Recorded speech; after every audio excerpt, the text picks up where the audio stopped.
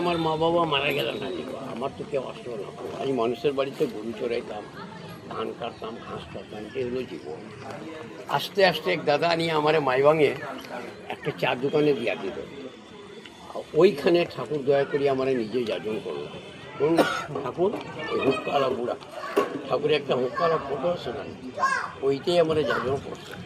আর আমি মাইবাং থেকে পায়ে হাঁটিয়া তোমার বরখোলা বাজারে গিয়ে দিতে পেরেছি। বরখোলা বাজার জানো নি? এটা উদারবন্দের এদিকে পড়ে আছে। আমি 12 দিনই পাহাড়টা হাঁটলাম ঠাকুরের সঙ্গে। আমার থাকার পর কোনো অসুবিধা হয় না, পরম পিতার দয় সবটা পাইয়া গেলাম। তারপরে এখানে আইলাম। এই গরু চড়ানোর লোকটা আজকে কোথায় আসে বুঝতে পারো। ঠাকুরকে মাথায় নিয়ে চললে মানুষের জীবনে কিছু পাওয়া বাকি।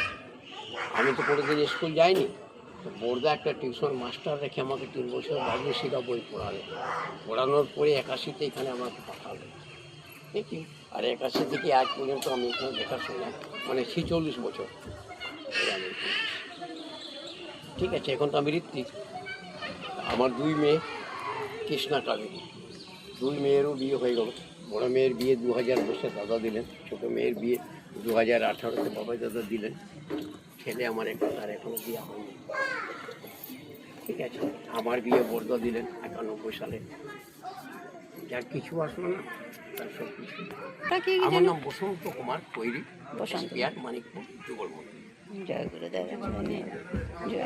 এটা যুগল মন্দির এর জন্য যে ঠাকুর বড়মা দুজনে পাশাপাশি বসে ইষ্ট প্রসঙ্গ করতেন, তো এই জন্য এটা হচ্ছে যুগল মন্দির।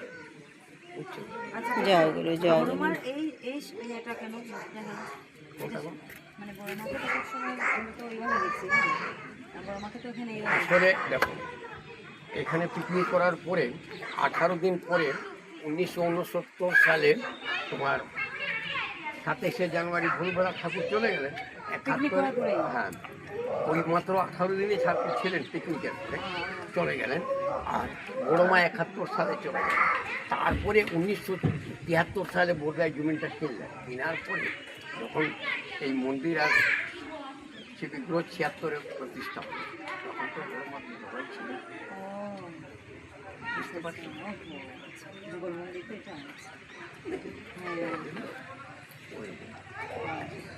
এবার